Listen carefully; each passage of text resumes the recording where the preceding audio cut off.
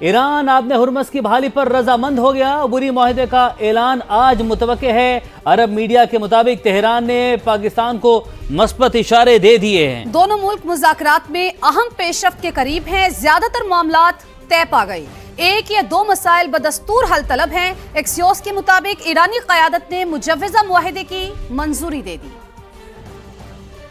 پاکستان کی کوششیں رنگ لانے لگیں۔ ہچکولے کھاتی عالمی معیشت خطرات کے بھنور سے نکلنے کے قریب۔ ایران آبنائے ہرمز کھولنے پر راضی، اعلان چند گھنٹوں میں متوقع۔ عرب میڈیا کے مطابق علاقائی نگرانی میں بین الاقوامی سمندری گزرگاہ کو کھولا جائے گا، اور اس حوالے سے تہران نے پاکستان کو مثبت اشارے بھی دے دیے۔ رپورٹس کے مطابق قطر اور عمان کی ثالثی میں امریکہ اور ایران کے درمیان رابطے جاری ہیں۔ دونوں ممالک مذاکرات میں اہم پیش رفت کے بہت قریب ہیں۔ ادھر امریکی میڈیا نے بھی مثبت خبروں کی تصدیق کر دی۔ ایکسیوس نے اپنی رپورٹ میں دعویٰ کیا ہے کہ ایرانی قیادت نے مجوزہ معاہدے کی منظوری بھی دے دی۔ عبوری معاہدے میں 60 روزہ انتظام کے تحت بحری آمد و رفت بحال کرنے کی تجویز، ٹول فیس معاف اور بحری بارودی سرنگیں ہٹانے کا منصوبہ شامل ہے۔ قطر، پاکستان اور سعودی عرب نے بھی ثالثی میں اہم کردار ادا کیا۔ ایکسیوس کے مطابق فریقین 30 دنوں کے اندر آبنائے ہرمز کی درمیانی لین سے بارودی سرنگیں صاف کرنے پر بھی کام کریں گے۔ درمیانی لین صاف ہونے کے بعد اسے عمان اور ایران کے درمیان مستقل انتظامات کے تحت آنے اور جانے والی ٹریفک کے لیے استعمال کیا جائے گا۔ ایران اور عمان کے درمیان آبنائے ہرمز میں مجوزہ بحری راستے پر اتفاق رائے ہو چکا۔ بیرونی مداخلت نہ ہو تو مشترکہ اعلامیہ حتمی مرحلے میں ہے۔ ایرانی وزارت خارجہ کے ترجمان اسماعیل بقائی کا بیان، کہا ایران اور عمان کے معاہدے کا یہ مطلب نہیں کہ آبنائے ہرمز محفوظ ہے۔ انہوں نے مزید کہا کہ پاکستان اور قطر کے ساتھ مختلف امور پر تبادلہ خیال کر رہے ہیں۔ فی الحال وزیر خارجہ عباس عراقچی کے دورہ پاکستان یا قطر کا پلان نہیں۔ ایران کے ساتھ مذاکرات مثبت انداز میں جاری ہیں۔ امریکی صدر آبِ ہرمز کھلنے کے لیے پر امید، کہا ابھی گزرگاہ کھلنا پہلا مرحلہ ہے، دوسرے مرحلے میں جوہری معاملے پر بات ہوگی۔ اگر ایران پیچھے ہٹا تو سخت کارروائی کریں گے۔ فاکس نیوز کو انٹرویو میں صدر ٹرمپ نے کہا ایران نے نہایت شائستگی سے کہا ہے، براہ کرم کیا ہم بات کر سکتے ہیں؟ میں نے کہا ہاں ہم بات کر سکتے ہیں، آئیے اب اسے مکمل کر لیتے ہیں اور انجام تک پہنچاتے ہیں۔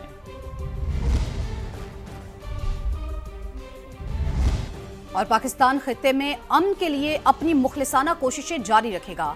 وزیر اعظم شہباز شریف کا پیغام۔ ایران کے وزیر صنعت سید محمد عطابق سے ملاقات میں وزیر اعظم نے کہا پاکستان ایران کے ساتھ تعلقات کو انتہائی قدر کی نگاہ سے دیکھتا ہے۔ ایرانی وزیر صنعت نے خطے میں امن کے لیے پاکستان کی مخلصانہ کوششوں کو سراہا۔ یہ بھی کہا کہ ایران پاکستان کے ساتھ تجارتی تعلقات کو مزید وسعت دینے کا خواہاں ہے۔ ملاقات میں پاکستان اور ایران کا بارڈر 24 گھنٹے کھلا رکھنے، سہولیات بڑھانے، بہتر لاجسٹکس اور کسٹمز طریقہ کار میں ہم آہنگی پر اتفاق ہوا۔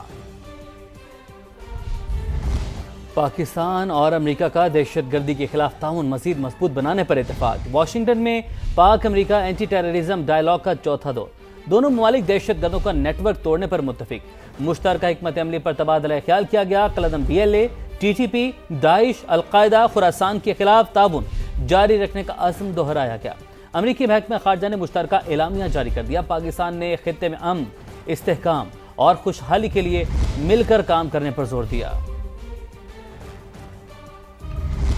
جوڈیشل کمیشن کی سفارشات کی صدارتی توثیق میں تاخیر، عدالتی بحران کا خدشہ پیدا ہو گیا۔ 20 اور 21 جولائی کی جوڈیشل کمیشن سفارشات سے متعلق نوٹیفیکیشن تاحال جاری نہ ہو سکا۔ صدارتی عدم منظوری کے خلاف اسلام آباد ہائی کورٹ میں درخواست دائر کر دی گئی، جبکہ وفاقی حکومت بھی مختلف آپشنز پر غور کر رہی ہے۔ وفاقی وزیر قانون اعظم نذیر تاڑر نے قانونی ماہرین سے مشاورت شروع کر دی ہے۔ محسن نقوی کا بیان بے معنی اور سیاق و سباق کے بغیر ہے۔ وزیر داخلہ بتائیں وہ کس سسٹم کی بات کر رہے ہیں۔ وزیر اعظم کے مشیر رانا ثناءاللہ کی پروگرام ندیم ملک لائیو میں گفتگو، کہا اگر ڈیلیور نہیں کر سکے تو اس کی وجہ آئین پر نہ چلنا ہے، صوبے بنائیں یا انتظامی یونٹس، چلنا اسی سسٹم کے تحت ہے۔ آپ مجھے بتائیں کہ انہوں نے جو بات کی ہے کہ یہ جو سسٹم ہے یہ کولیپس کر چکا ہے، کوئی مانے نہ مانے، یہ کس سسٹم کی وہ بات کر رہے ہیں؟ سسٹم تو ملک میں پارلیمانی جمہوری نظام ہے، 1973 کا آئین ہے۔ اگر ڈیلیور نہیں ہو سکا، جو کہ یقیناً نہیں ہو سکا، تو اس کی وجہ یہ ہے کہ اس کے اوپر عمل نہیں کیا گیا۔ جوڈیشری ہے، ایگزیکٹو ہے، لیجسلیچر ہے. آج یہ تینوں جو اپنا اکائیاں ہیں وہ آئین کے مطابق جو ہے وہ اپنا رول ادا کریں. کوئی ڈیم بنانے نہ جائے, کوئی دوسرے کے معاملے میں جو ہے وہ مداخلت نہ کرے. تو یہ 1 سال میں ڈلیوری جو ہے وہ شروع ہو جائے گی. چھوٹے یونٹ بنائیں, صوبے بنائیں, امپاورڈ بلدیاتی نظام بنائیں, لیکن بھی ہوگا تو اسی آئین کے تحت, اسی سسٹم میں. اس سے باہر کیسے ہوگا؟ عسکری اور سیاسی قیادت کا آپس میں باہمی عزت کے ساتھ, احترام کے ساتھ ملک کے معاملات کو چلانا جو ہے, اس کا نتیجہ ہے کہ آپ کی آج پوری دنیا میں عزت ہے. آپ نے مارکہ حق جیتا ہے. خودکشی یا قتل؟ کراچی پولیس سے نوجوان تاجر میر رضا کی موت کی گتھی نہ سلجھ سکی. ایڈیشنل آئی جی آزاد خان کہتے ہیں پولیس سرجن کو پوسٹ مارٹم رپورٹ جاری نہیں کرنی چاہیے تھی. اہل خانہ کی درخواست پر قبر کشائی کر کے دوبارہ پوسٹ مارٹم ہو سکتا ہے. والد نے کہا بیٹے نے خودکشی نہیں کی, اسے قتل کیا گیا ہے. رپورٹ کریں گے قاضی حسن. کراچی میں نوجوان تاجر میر رضا کیس کی تحقیقات میں اہم پیش رفت. سمارٹ واچ ان لاک کر کے اہم ڈیٹا مل گیا. دوست کا 3 کروڑ روپے واپس مانگنے کا میسج ریکور ہو گیا. تفتیشی حکام نے تیسرے بینک اکاؤنٹ کی تفصیلات بھی حاصل کر لیں. بتایا کہ مالی مشکلات سے 2-4 میر رضا 8 افراد کا مخروض تھا. میر رضا کی پوسٹ مارٹم رپورٹ اور ڈیڈ باڈی کی تصاویر بھی منظر عام پر آئیں. سما سے گفتگو میں ایڈیشنل آئی جی کراچی آزاد خان نے کہا کہ پولیس سرجن کو پوسٹ مارٹم رپورٹ میڈیا میں جاری نہیں کرنی چاہیے تھی. اہل خانہ کی درخواست پر قبر کشائی کر کے دوبارہ پوسٹ مارٹم ہو سکتا ہے. ایم ایل او صاحب نے رپورٹ دی ہے, جو ایم ایل او نے ڈاکٹر نے رپورٹ دی ہے, جو ان کی پولیس سرجن ہے اس نے اس کے اوپر کوئی آبزرویشن دی ہے. تو اس کا ایک طریقہ کار ہے, اس کا بورڈ بنتا ہے. اور اس کے علاوہ آج ہم جو ہوا یہ ہے کہ جو پولیس سرجن صاحبہ نے بیان دیا ہے, انہوں نے خود پوسٹ مارٹم کیا ہی نہیں, انہوں نے باڈی دیکھی ہی نہیں. میر رضا کے والد نے قرض سے متعلق باتوں کو مسترد کیا. کہا بیٹا بہادر تھا, اسے کسی جاننے والے نے بلا کر قتل کیا. اس کا ایک میسج چلایا کہ بھائی مجھے 3 کروڑ روپے یا پتہ نہیں کچھ XYZ وہ نہیں ملے تو صبح. تو آپ دیکھیں کہ اس کو کس کو پیمنٹ کرنی تھی, کس نے اس کو بلایا ہے. گاڑی والے نے بھی بولا کہ مجھے بلایا ہے. میرا بچہ بریو بچہ تھا, اس نے فیس کرنے گیا, وہ گن بھی لے کر گیا, ہمیں فالو کروایا پیچھے. اس کو اندازہ تھا کہ مجھے یہ بری طرح ماریں گے, وہ مار چکے اس کو. میر رضا کے والد کا کہنا تھا کہ پولیس تفتیش سے آگاہ نہیں کر رہی. قبر کشائی سے متعلق فیصلہ وکلا سے مشاورت کے بعد کریں گے. لاہور کے تھانے میں ذہنی معذور لڑکی سے زیادتی کا کیس. پولیس کی بیٹی بھائی کو بچانے کی کوششیں, مقدمے میں اہم حقائق شامل نہ کرنے کا انکشاف. لڑکی 6 سے 8 گھنٹے تھانہ غازی آباد میں رہی, جبکہ FIR میں حبس بے جا کی دفعات ہی شامل ہیں. پروسیکیوٹر جنرل پنجاب نے کیس کو ہائی پروفائل ڈکلیئر کر دیا. جہانگیر خان رپورٹ کریں گے. غازی آباد تھانے میں زیادتی کا کیس. لاہور پولیس ایک بار پھر تنازعات کی زد میں آ گئی. FIR میں مبینہ خامیاں, پولیس کے ابتدائی انکار اور تفتیش پر اٹھتے سوالات نے معاملے کو مزید سنگین بنا دیا. پولیس ذرائع کے مطابق متاثرہ لڑکی کے والد کا تفصیلی بیان ریکارڈ کر لیا گیا ہے. وہ بیٹی کی تلاش میں دارالامان, تھانہ ہربنس پورہ اور غازی آباد تھانے تک گئے تھے. بیٹی بھائی کو بچانے کی کوشش میں اہم حقائق مقدمے کے متن میں ہی شامل نہیں. لڑکی 8 گھنٹے تک تھانے میں رہی, لیکن حبس بھیجا کی دفعات کا ذکر نہیں. حتیٰ کہ زیادتی کے جائے وقوع تھانہ غازی آباد کا ذکر ہی مقدمے میں نہیں کیا گیا. پروسیکیوٹر جنرل پنجاب نے بھی کیس کو ہائی پروفائل ڈکلیئر کر دیا. اس کا ریکارڈ بھی سمن کر لیا. اب صبح اس کی ہیئرنگ ہے, ریکارڈ آئے گا. ہم انشاءاللہ تعالیٰ اس میں بالکل کسی قسم کا کوئی بھی بریدنگ سپیس نہیں دیں گے. اس کو ایز پر لا پروسیڈ ہوگا, اور اس کے اندر جو بھی کلیکشن آف ایویڈنس ہے اس کی میں بالکل proper line of inquiry issue کروں گا. ستھرا پنجاب پروگرام کو مالی بحران کا سامنا. صوبائی حکومت کی جانب سے فنڈز کی عدم فراہمی, بھاری جرمانوں کی وجہ سے اتھارٹی اور ٹھیکیداروں کے درمیان تنازع شدت اختیار کر گیا. لاہور سمیت بیشتر شہر کچرا کنڈی کا منظر پیش کرنے لگے.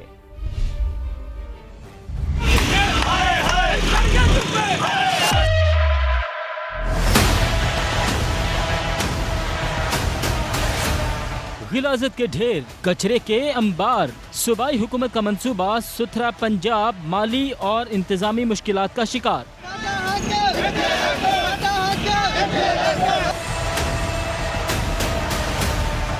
फंड्स की कमी, ठेकेदारों से तनाज़ात और सफाई अमले की तनख्वाहों में ताखीर ने कई अज़ला में सफाई का निज़ाम मुतासिर कर दिया। मुख्तलिफ इलाकों में कचरे के ढेर, यही सूरत हाल है शहर शहर। जब से सुथरा पंजाब की टीम बनाई है सीएम मरीम नवाज साहिबा ने, यहाँ पर एक बार भी हमें देखने के लिए नहीं मिली। इस गलियों में तो कभी तक देखा ही नहीं, कोई झाड़ू वाला नहीं आया आज तक।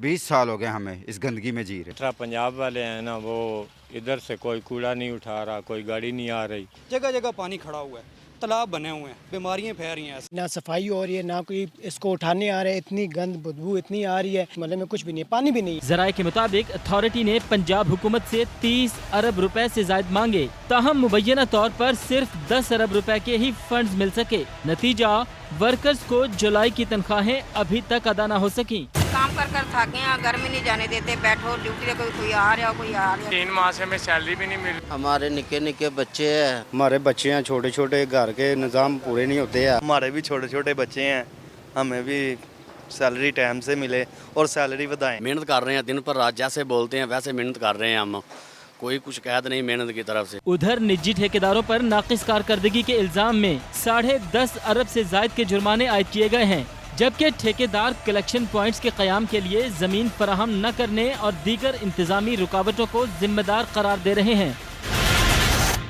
कहीं अद्वियात की किल्लत तो कहीं ऑपरेशन और टेस्ट के लिए लंबी लंबी तारीखें। पंजाब के सरकारी अस्पतालों में मरीज रुल गए।